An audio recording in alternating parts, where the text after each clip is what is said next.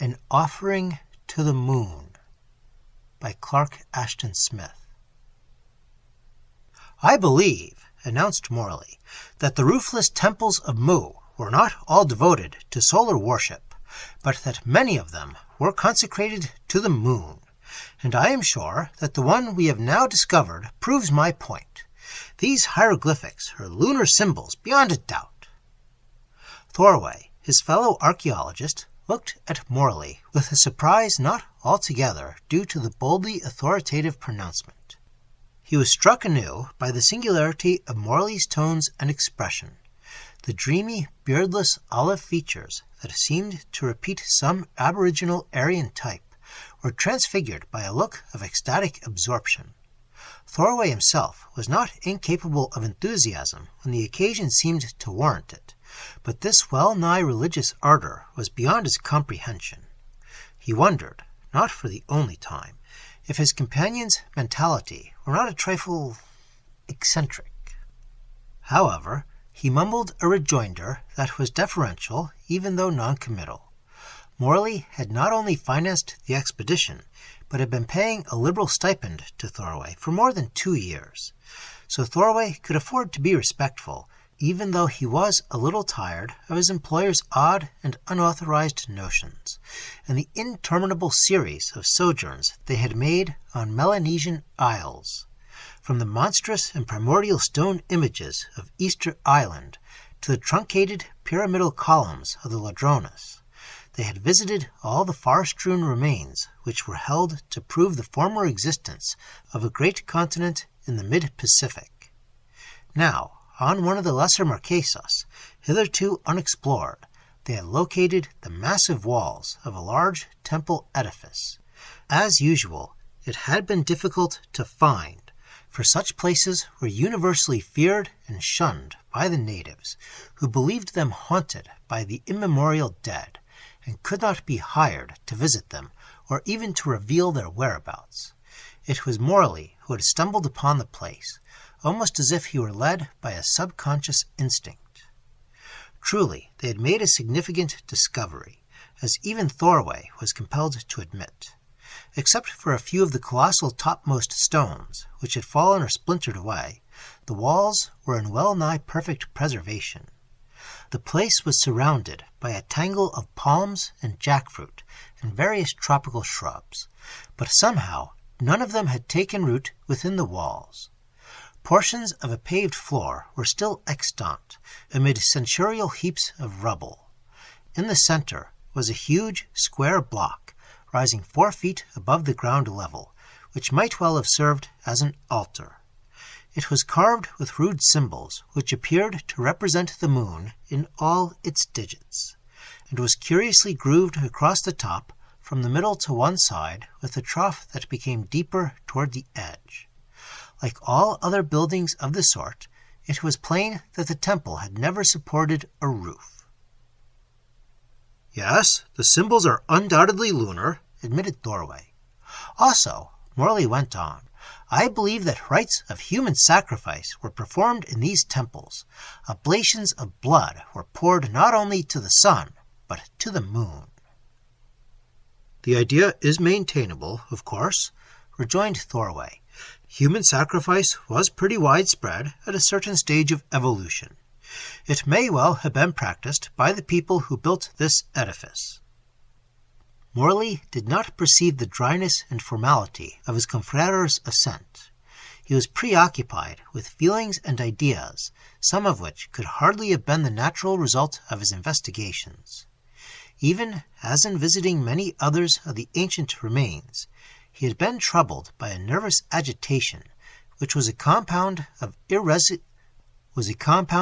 irresoluble awe and terror, of nameless, eager fascination and expectancy.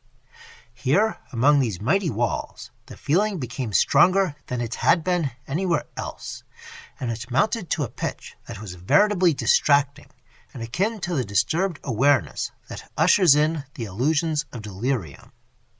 His idea that the temple was a place of lunar worship had seized him almost with the authority of an actual recollection, rather than a closely reasoned inference. Also, he was troubled by sensory impressions that bordered upon the hallucinative.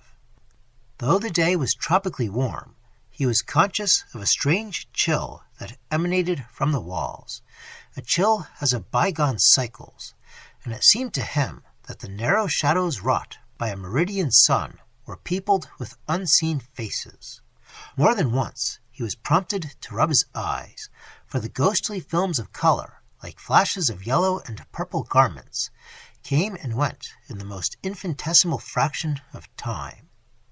Though the air was utterly still, he had the sense of perpetual movement all around him, of the passing to and fro of intangible throngs.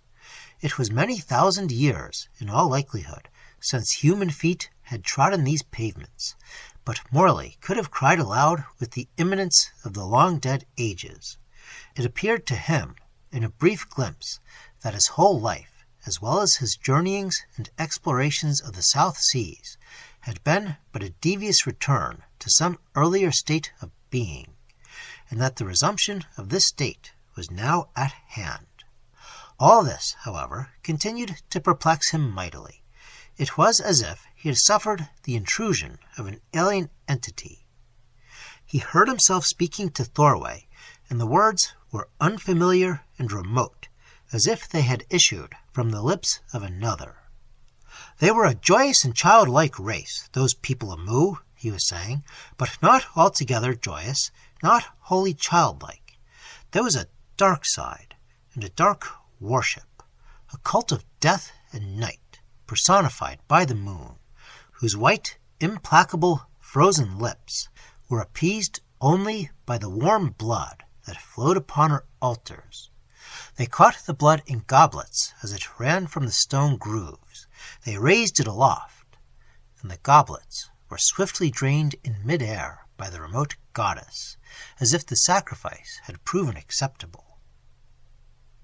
"But how do you know all this?" Thorway was quite amazed, no less by his companion's air than by the actual words. Morley, he thought, was less like a modern everyday American than ever. He remembered, inconsequently, how all the natives of the various island groups had taken to Morley with an odd friendliness, without the reserve and suspicion often accorded to other white men. They had even warned Morley against the guardian spirits of the ruins, and they did not always trouble to warn others.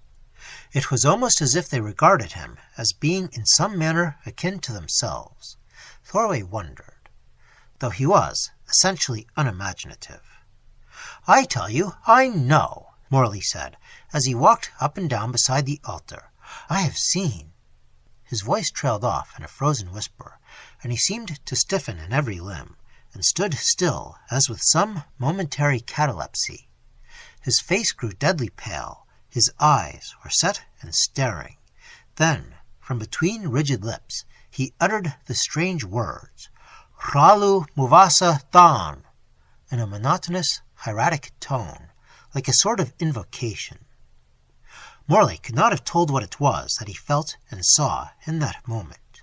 He was no longer his known and wonted self, and the man beside him was an unheeded stranger. But he could remember nothing afterwards, not even the odd vocables he had uttered. Whatever his mental experiences may have been, it was like a dream that fades instantly when one awakens. The moment passed, the extreme rigidity left his limbs and features, and he resumed his interrupted pacing. His confrere was staring at him in astonishment, not unmingled with solicitude. "Are you ill? The sun is pretty hot today, and one should be careful. Perhaps we had best return to the schooner." Morley gave a mechanical assent, and followed Thorway from the ruins toward the seashore, where the schooner they had used in their voyaging was anchored in a little harbor less than a mile distant. His mind was full of confusion and darkness. He no longer felt the queer emotions that had seized him beside the altar, nor could he recall them otherwise than dimly. All the while he was trying to recollect something which lay just below the rim of memory, something very momentous which he had forgotten long, long ago. Lying in a cane couch beneath an awning on the schooner's deck, Morley drifted back to his normal plane of consciousness. He was not unwilling to accept Thorway's suggestion that he had suffered a touch of sun among the ruins. His ghostly sensations, the delirium-like approach to a state of awareness which had no relation to his daily life, were now unlikely and unreal. In an effort to dismiss them altogether, he went over in his mind the whole of the investigative tour he had undertaken and the events of the years preceding it. He remembered his youthful luctations against poverty, his desire for that wealth and leisure which alone makes possible the pursuit of every chimera, and his slow but accelerative progress when once he had acquired a modicum of capital and had gone into business for himself as an importer of Oriental rugs. Then he recalled the chance inception of his archaeological enthusiasm, the reading of an illustrated article which described the ancient remains on Easter Island. The insoluble strangeness of these little-known relics had thrilled him profoundly, though he knew not why, and he had resolved to visit them some day. The theory of a lost continent in the Pacific appealed to him with an almost intimate lure and imaginative charm. It became his own particular chimera, though he could not have traced to their cycle origin the feelings behind his interest. He read everything procurable on the subject, and as soon as his leisure permitted, he made a trip to Easter Island.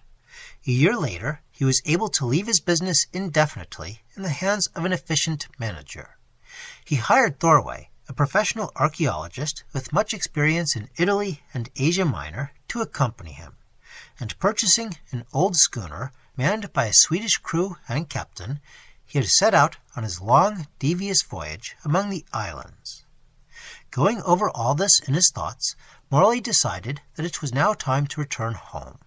He had learned all that was verifiable regarding the mysterious ruins. The study had fascinated him as nothing else in his life had ever done, but for some reason his health was beginning to suffer. Perhaps he had thrown himself too assiduously into his labors. The ruins had absorbed him too deeply. He must get away from them, must not risk a renewal of the queer, desultory sensations he had experienced. He recalled the superstitions of the natives, and wondered if there were something in them after all, if unwholesome influences were attached to those primeval stones. Did ghosts return or linger from a world that had been buried beneath the waves for unknown ages? Damn it, he had almost felt at times as if he were some sort of revenant himself. He called to Thorway, who was standing beside the rail in conversation with one of the Norse sailors. "I think we have done enough for one voyage, Thorway," he said. "We will lift anchor in the morning and return to San Francisco." Thorway made a little effort to conceal his relief. He did not consider the Polynesian Isles a very fruitful field for research. The ruins were too old and fragmentary. The period to which they belonged was too conjectural, and did not deeply engage his interest. "I agree," he rejoined. "Also, if you will pardon me for saying it, I don't think the South Sea climate is one of ideal salubriousness. I have noticed occasionally indispositions on your part for some time past." Morley nodded in a wary acquiescence. It would have been impossible to tell Thorway his actual thoughts and emotions. The man was abysmally unimaginative.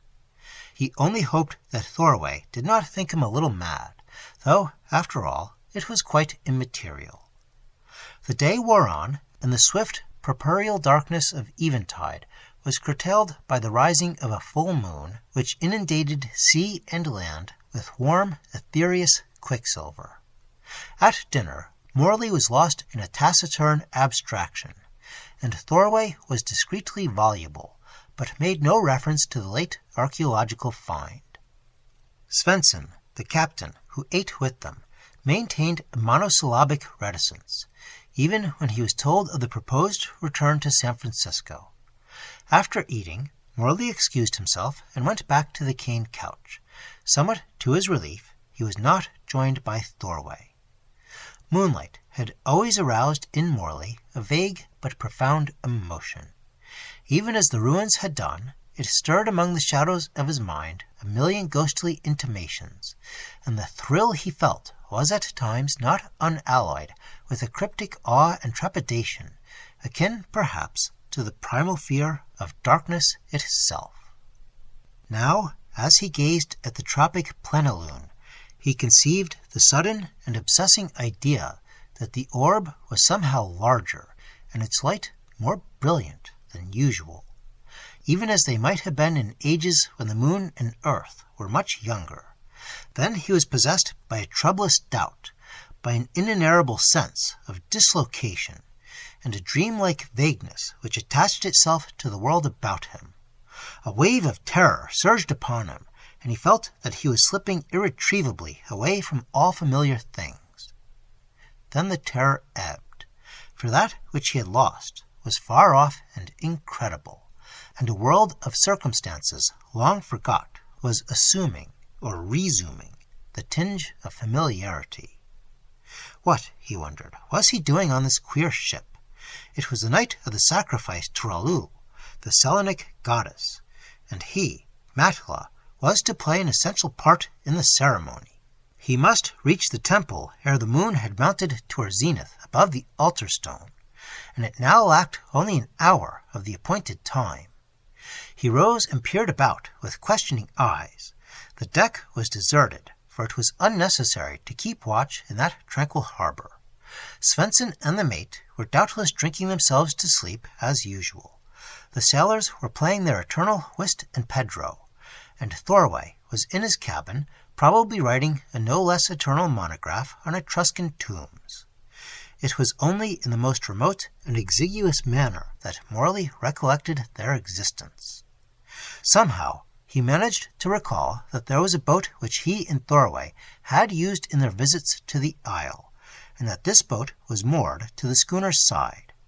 With a tread as lithe and supple as that of a native, he was over the rail and was rowing silently shoreward, 100 yards or a little more, and then he stood on the moon-washed sand. Now he was climbing the palm-clustered hill above the shore, and was heading toward the temple. The air was suffused with a primal, brooding warmth, with the scent of colossal flowers and ferns not known to modern botanists. He could see them towering beside his way with their thick, archaic fronds and petals, though such things have not lifted to the moon for eons.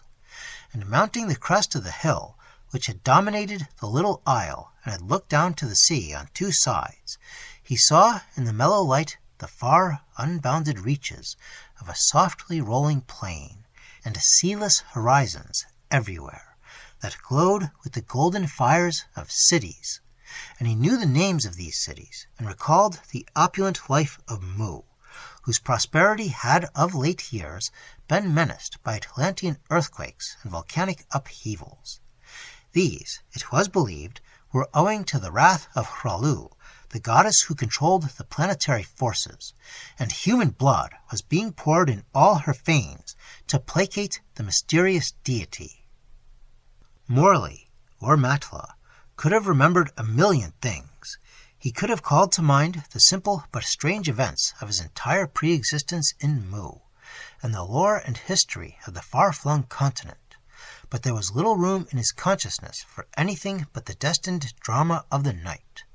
Long ago, how long he was not sure, he had been chosen among his people for an awful honor, but his heart had failed him ere the time ordained, and he had fled. Tonight, however, he would not flee. A solemn religious rapture, not untinged with fear, guided his steps toward the temple of the goddess. As he went on, he noticed his raiment and was puzzled. Why was he wearing these ugly and unseemly garments? He began to remove them and cast them aside one by one. Nakedness was ordained by sacerdotal law for the role he was to play. He heard the soft-voweled murmur of voices about him, and saw the multicolored robes or gleaming amber flesh of forms that flitted among the archaic plants. The priests and worshippers were also on their way to the temple. His excitement rose. It became more mystical and more rhapsodic as he neared his destination. His being was flooded by the superstitious awe of ancient man, by the dreadful reverence due to the unknown powers of nature. He peered with a solemn trepidation at the moon as it rose higher in the heavens, and saw in its rounded orb the features of a divinity both benign and malevolent. Now he beheld the temple looming whitely above the tops of Titan fronds. The walls were no longer ruinous. Their fallen blocks were wholly restored. His visit to the place with Thorway was dim as a fever fantasy, but other visits during his life as Matla and ceremonials of the priests of Hralu, which he had once beheld, were clear and immediate in his memory. He knew the faces he would see, and the ritual wherein he would participate. He thought mostly in pictures, but the words of a strange vocabulary were ready for his recollection. The phrases drifted through his mind with unconscious ease, phrases that would have seemed unintelligible gibberish an hour before. Matla was aware of the concentrated gaze of several hundred eyes as he entered the great roofless fane. The place was thronged with people whose round features were of a pre-Aryan type, and many of the faces were familiar to him. But at that moment all of them were parcel of a mystic horror, and were awesome and obscure as the night.